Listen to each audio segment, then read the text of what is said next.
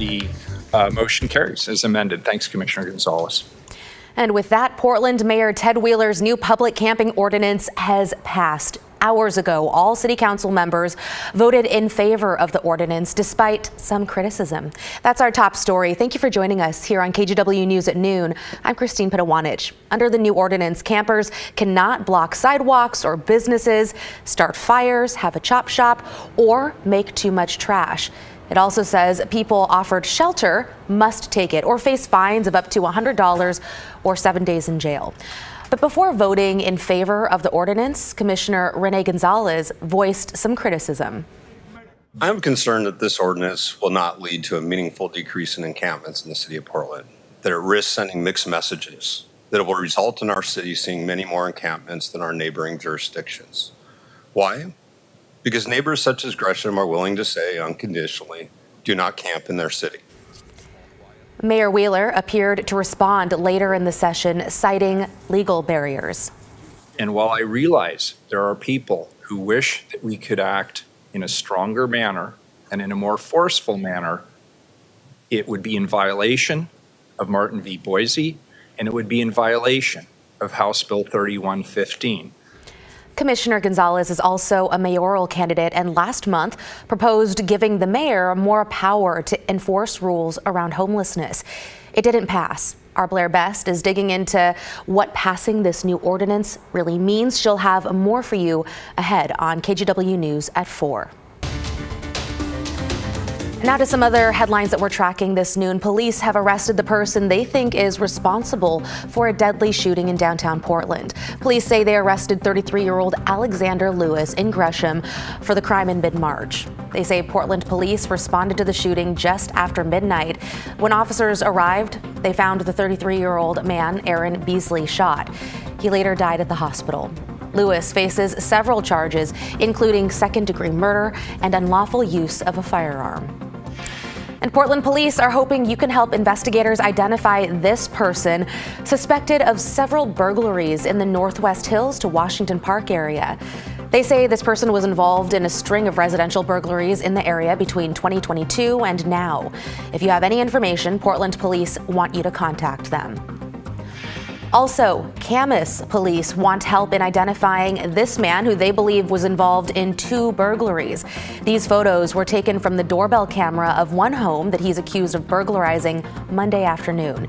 He's also suspected in another burglary in an area just outside Camas yesterday. The man was spotted driving a silver or white-colored sedan. If you have any information, call Camas police. And those are some of your local headlines.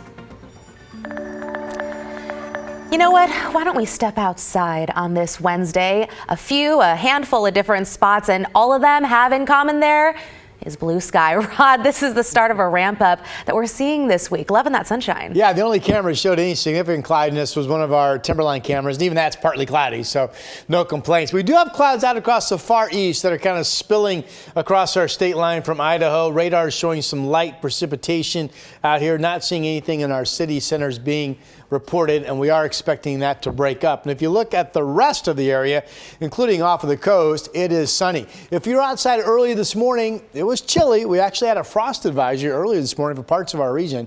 The lows ended up being 33 in McMinnville. Boy, maybe 32 at your house if you live out there. 34 in Hillsboro, 35 up in Kelso. Downtown Portland was 41 degrees. Here are the other numbers.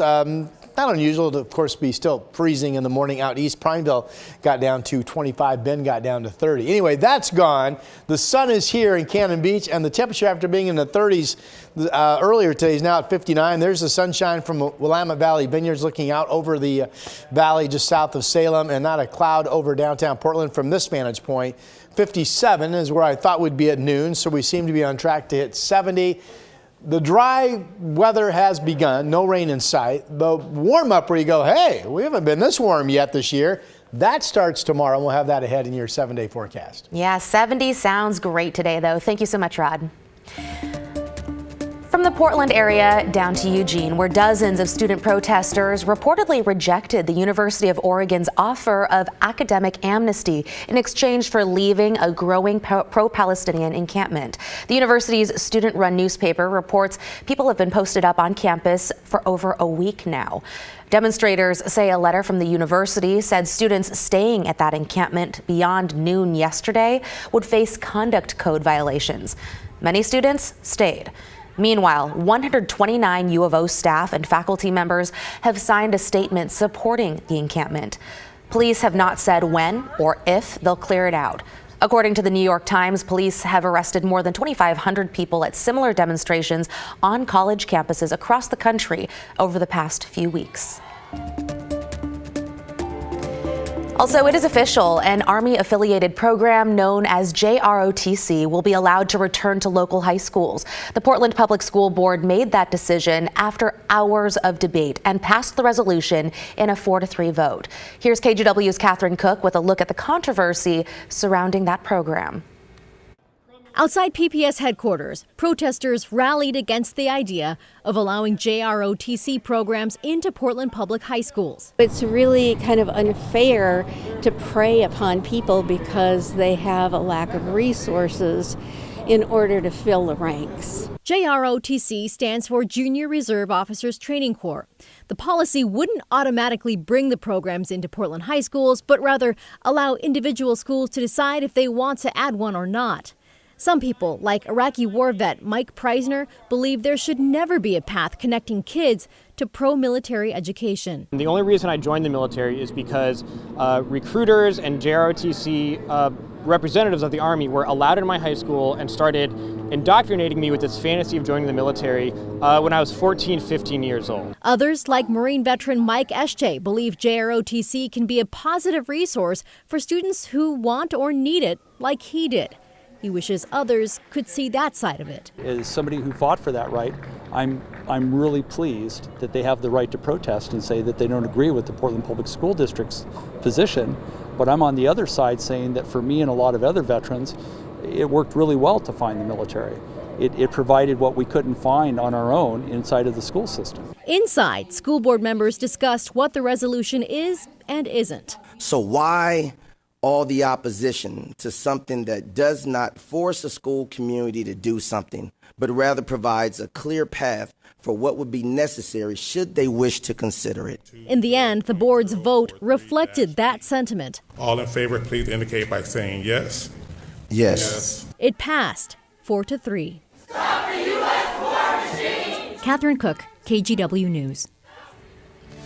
Also, during last night's board meeting, board members passed a new fundraising resolution that creates a district-wide foundation to pool and disperse donations. Right now, some schools in the district have their own volunteer parent-led foundations. Supporters of this change say it'll help level the playing field between lower and higher income schools. The resolution takes effect July 1st. After many delays and pushed back deadlines, the clock is ticking again to get a real ID. 1 year from now, on May 7th, TSA will no longer accept a standard driver's license or ID card to pass through security checkpoints at the airport. In order to get your real ID, you'll need to make an appointment on the DMV's website or drop by your nearest office. As the enforcement date gets closer, we know there's going to be a big rush at DMVs, so get in sooner than later. If your license is up for renewal, you can renew up to a year in advance. And a heads up here, you cannot make the change online. You've got to apply in person and bring the federally required documents. If you don't get a real ID, you can still use your passport card, or a PR or global entry card to still get on a domestic flight. And if you're wondering if you might already have one, in Oregon and Washington, there's a star on the ID in the upper right-hand corner.